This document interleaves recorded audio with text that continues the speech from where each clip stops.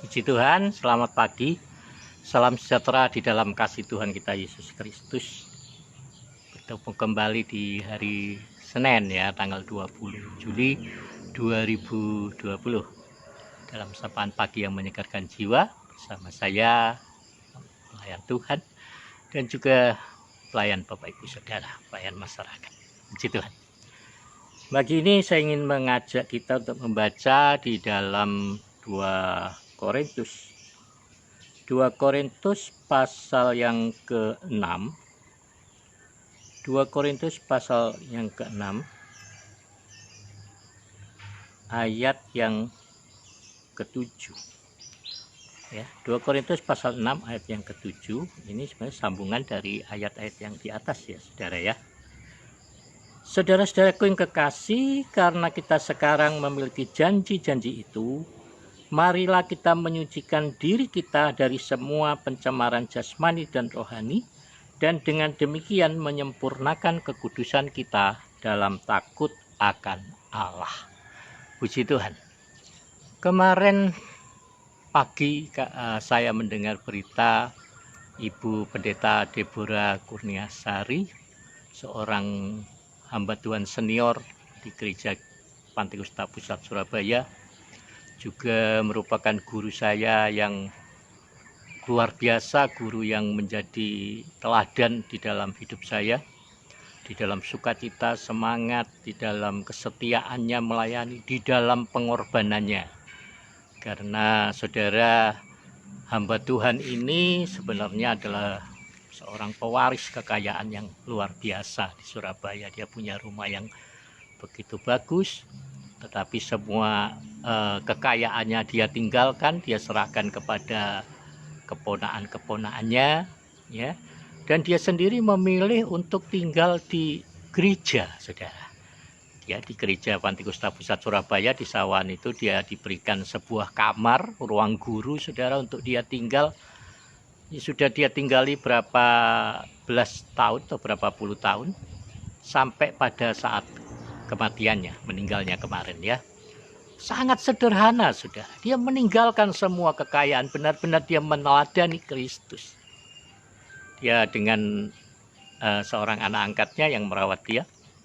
Dan saya mendengar, membaca ya kesaksian di WA yang dibagikan oleh Bapak Pendeta Yonatan, bahwa beliau ini pagi-pagi sekitar jam 8.55 itu, sekitar jam 8, beliau pergi ke kamar mandi sendiri untuk sikat gigi ya. Saya biasa beliau itu mandi pagi-pagi sekali. Sikat gigi, lalu kemudian dia mencuci muka ya, sikat gigi, begitu merapikan dirinya ya. Lalu kemudian dia pergi ke ruang tamu, duduk ya. Dia duduk di situ, lalu kemudian katanya nafasnya pelan-pelan melambat dan melembut, dan kemudian beliau meninggal.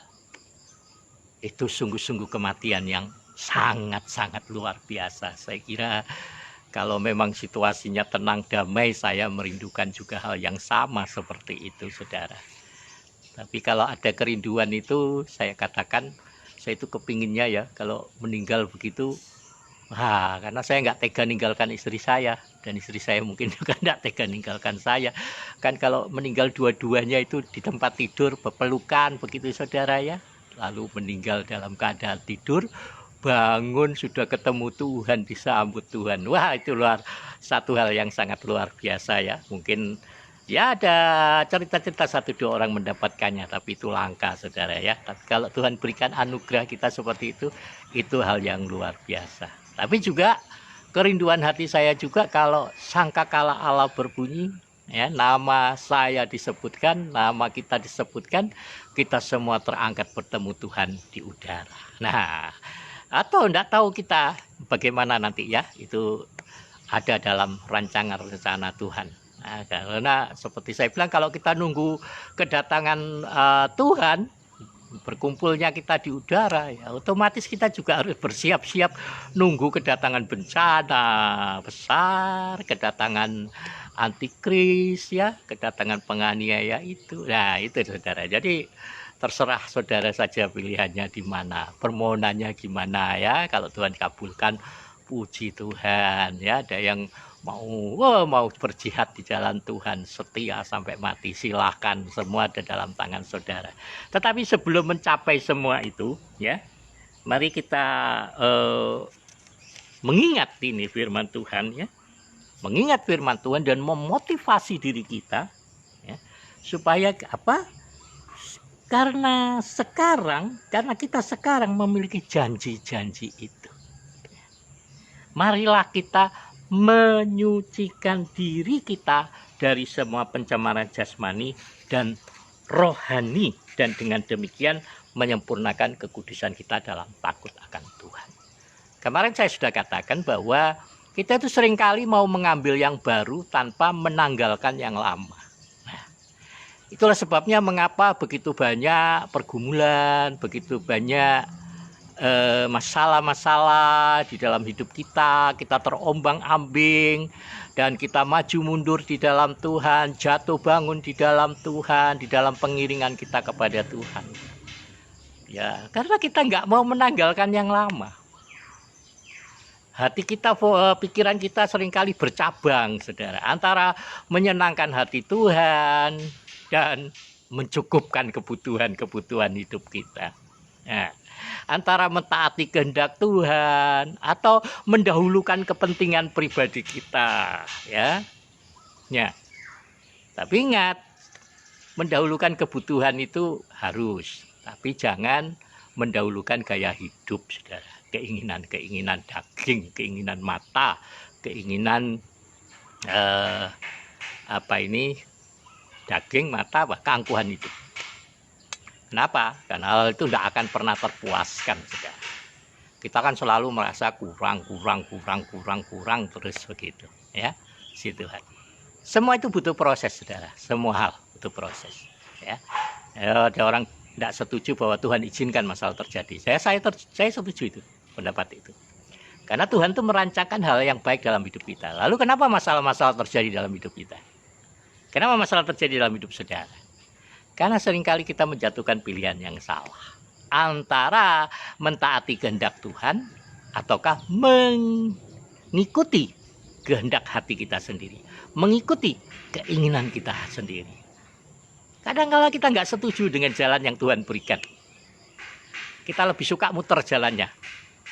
Kita nggak suka jalan yang lurus tapi melewati onak duri. Kita nggak suka jalan yang lurus tapi yang sempit begitu. Kadang-kadang kita mau jalan yang memutar saja, pelan-pelan asal selamat katanya. Ya, silakan. Tapi resikonya ya tanggung sendiri-sendiri. Tuhan tidak pernah memberikan pencobaan. Ya. Nah, kalau Tuhan mengizinkan dalam arti, ya artinya Tuhan membiarkan sebenarnya. Bagaimana dengan pilihan kita? Tapi kita harus menganggap setiap masalah-masalah dalam hidup kita bukan sebagai pencobaan, tapi sebagai ujian. Ya, ujian untuk apa? Untuk mempertajam karakter kita. Ujian untuk mengasah, ya, mempertajam karakter saudara. Nah, untuk itu dibutuhkan, ingat, ketaatan pada kehendak Tuhan. Selalu saya ingatkan, ketaatan itu bukan butuh kerelaan hati. Ketaatan itu butuh keberanian untuk percaya. Keberanian untuk berharap. Keberanian untuk percaya bahwa di balik mendung gelap sekalipun, di balik hujan deras sekalipun, matahari itu tetap bersinar di sana. Artinya di dalam sebuah masalah kehidupan kita, di semua tekanan-tekanan kehidupan saudara, Allah turut bekerja di dalamnya. Untuk apa? Karena kalau iblis mereka-rekakan hal yang jahat, Tuhan akan mengubah perkara-perkara itu justru menjadi kebaikan dalam hidup saudara. Asal kita mau mentaati kehendak Tuhan. Asal kita berani untuk membayar harga, ya. Karena tidak ada kemenangan tanpa harga yang harus dibayarkan. Ada harga yang harus dibayarkan untuk setiap kemenangan di dalam hidup kita. Maka mari kita terus belajar, membaca, merenungkan kebenaran firman Tuhan, perkatakan firman Tuhan, ayat-ayat firman yang memberkati saudara, perkatakan itu. perkatakan dan bangun nilai-nilai firman itu di dalam hidup kita. Mari kita menghidupi firman itu di dalam hati kita, menghidupi firman itu di dalam perkataan kita, menghidupi firman itu di dalam pekerjaan tangan kita. Ya. Ini pagi ini saya pagi-pagi tadi habis berdoa ya, saya ini di belakang tuh ada cerobong asap ini. Itu lagi membuat arang sekam, saudara. Mencoba untuk membuat arang sekam, soalnya suka menanam arang sekamnya mahal di sini. Satu plastik kecil ukuran berapa itu ya, 1 kilo itu harganya 9.000. Iya 9.000 saudara ya. Jadi kalau saya beli arang sekam ini, sekam basah ini di sini 20.000 satu karung. Jadi ini tadi saya kemarin beli 5, saya coba bikin arang sekam.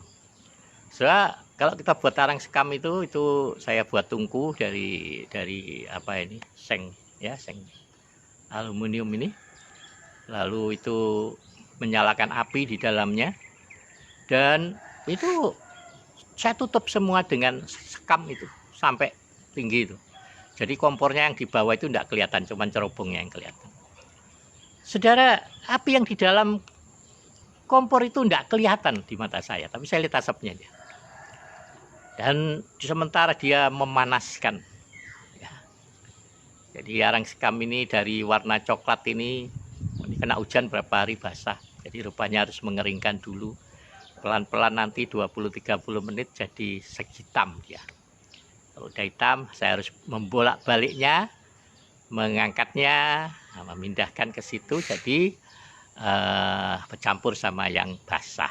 Nanti lama-lama nggak tahu berapa lama akan jadi hitam semuanya ya. Nah, jadi arang sekam ini mengalami proses pembakaran, ya. Tetapi nggak boleh sampai terbakar habis. Ya. Demikian juga di dalam kehidupan saudara dan saya. Kadang-kadang kita mengalami proses pembakaran. Ya, untuk apa? Untuk menyempurnakan hidup kita. Ya. Emas itu dimurnikan dengan api. Ya. Dan bangunan rumah rohani kita, kata firman Tuhan, kita mau bangun dengan bahan apapun, silakan. Orang bisa dengan dasar Kristus, ya benar. Semua sama iman kepada Kristus. Tapi membangun di atasnya itu banyak apa? Ya, di dalam 1 Korintus ya, atau berapa itu ya, 1 Korintus mengenai dasar dan bangunan itu dikatakan bahwa ada orang membangun dengan kayu kering, rumput kering, jerami. Ada yang membangun dengan emas, perak, permata. Nah, nanti bangunan ini akan kelihatan suatu kali nanti. Kelihatan apanya? Kelihatan kekuatannya. Dengan apa? Dengan melalui api. Saya percaya pandemi corona ini adalah api yang sedang menyala untuk menyucikan kita, menyucikan gereja Tuhan, mengubah orientasi kita kembali. Bukan kepada berkat-berkat, bukan semata-mata tertuju pada karunia-karunia, tetapi kita memahami bahwa karunia dan berkat-berkat adalah alat Tuhan untuk menolong kita menguji apa yang sedang kita bangun di dalam Kristus. Dan saya sungguh berharap bahwa semua bangunan kita tahan uji. Semua kita boleh terus menampilkan wajah yang berbeda dengan dunia ini. Menampilkan rahasia Kristus yang ada pada kita. Bahwa damai, sejahtera, sukacita yang saudara miliki bukan berasal dari dunia ini. Itu tidak terpengaruh oleh situasi, kondisi. Kemurahan hati yang ada pada saudara tidak terpengaruh situasi dan kondisi yang terjadi di sekitar kita. Orang makin dunia yang sangat miskin dicobai dengan berbagai macam penderitaan. Mereka tetap bisa memberi. Mereka bisa tetap melayani dengan sukacita. Mereka bisa tetap memberikan hidup mereka sepenuhnya kepada Allah dan juga kepada sesama mereka. Maka marilah Bapak Ibu di pagi hari ini ya, kita semuanya mari kita akan bersama menjalani hari di dalam kebaikan dan kemurahan Tuhan. Roh Kudus akan memimpin kita, memimpin saudara. Sehingga kemanapun saudara akan pergi, saudara akan beruntung. Setiap usaha pekerjaan saudara akan berhasil. Dan semua yang saudara jamah akan menjadi berkat. Tuhan Yesus memberkati kita. Salam sehat, sampai ketemu esok pagi. Terima kasih.